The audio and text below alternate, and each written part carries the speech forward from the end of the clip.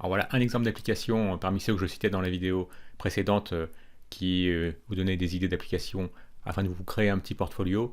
Et bien voilà l'application qui permet de faire un petit site de e-commerce. Ceux qui ont pris mon cours UX, ils reconnaîtront l'application que j'avais utilisée. Hein. C'est la même, sauf que celle-ci, cette fois-ci, elle a été portée sur React afin de pouvoir utiliser les hooks et des tout nouveaux hooks. Enfin, tout nouveau maintenant, il date de 2019 déjà, mais bon, ça reste quand même assez récent. Alors là, on a une petite présentation réactive, ça c'est grâce à Semantic UI. On a la possibilité, donc on récupère tout ceci via une requête Ajax effectuée par Axios.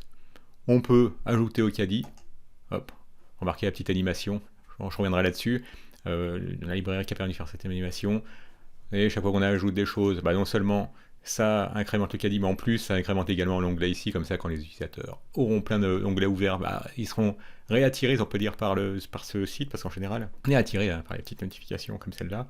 Ensuite, vous pouvez aller dans le caddie, vous pouvez décider d'augmenter la quantité dans le caddie, évidemment en recalculant le prix total, et ou diminuer jusqu'à obtenir, quand on arrive à 0, à supprimer l'élément du caddie. On va revenir pour ajouter un peu plus de choses. Là, forcément, il y a du routage qui a été implémenté pour aller de la page, on va dire, d'accueil qui présente tous les livres à la page de caddie. Donc ça a été fait avec React Router DOM dans sa version 5. Allez, rajoutons clean code. Voilà, on va ajouter simplement pour vous montrer. Je voulais en ajouter un troisième pour qu'on voit bien que pas mal de choses. JavaScript Ninja.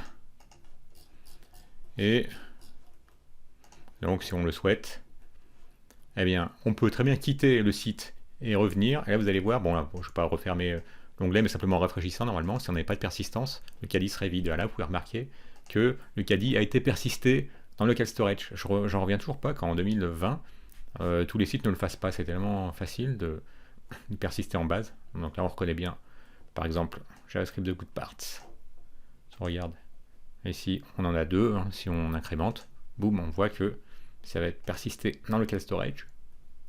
Voilà. Et si on rafraîchit, qu'on revient plus tard, on voit bien que toutes les quantités sont sauvegardées.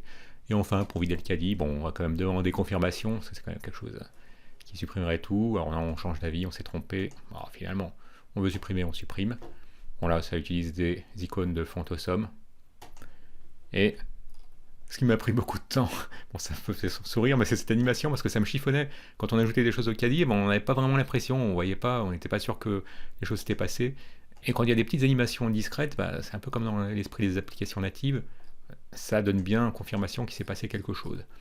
Donc ça, ça a été fait à l'aide de React Spring. C'est vraiment très intéressant si vous voulez bosser les animations. Alors c'est pas intuitif, c'est pour ça que ça m'a presque pris autant de temps de prendre en main React Spring que de bosser toute l'application.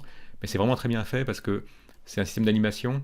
Regardez cette petite démo, allez sur cette URL, vous allez pouvoir jouer avec, et c'est vraiment basé sur de la physique, où vous pouvez jouer sur la masse pour, on va augmenter la masse, vous avez, là, du coup c'est comme si vous aviez un objet bien plus lourd, donc c'est beaucoup plus dur de le déplacer.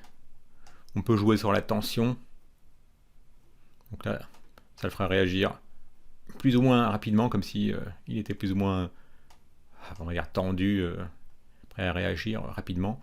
Et les frictions, ça donnera une certaine inertie. Donc voilà, vous pouvez jouer avec ce petit indicateur.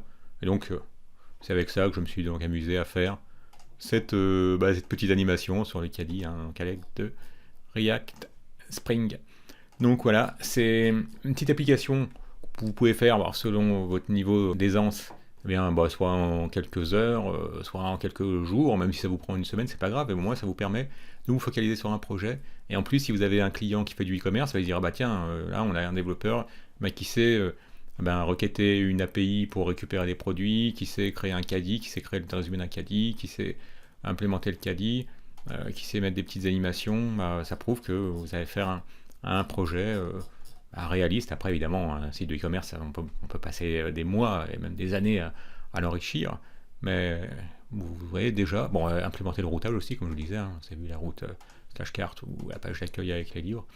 Donc voici un exemple de site que vous pouvez faire afin de vous focaliser et de pouvoir vous concentrer sur un projet cohérent. Et puis la persistance également, pour l'instant juste sur local storage, après vous pouvez faire de cette appli React qui utilise les hooks, d'en faire une application full stack, après rajouter, pour en faire une application MERN, Mongo Express React Node, et vous pourrez ajouter un projet comme ça à votre portfolio. Également, ce qui est intéressant avec les hooks, c'est que React Spring se sert des hooks, donc il met à disposition des hooks qui permettent, vous avez vu, tout commence par use pour ceux qui connaissent les hooks, eh bien ça vous permet d'importer des hooks et de vous servir de hooks afin de créer les animations. Donc là, on est vraiment sur la vague de ce qui se fait aujourd'hui en React. Je vous montre rapidement aussi Axios pour les requêtes Ajax. C'est ce package très populaire, vous avez vu. 6 millions de downloads par semaine.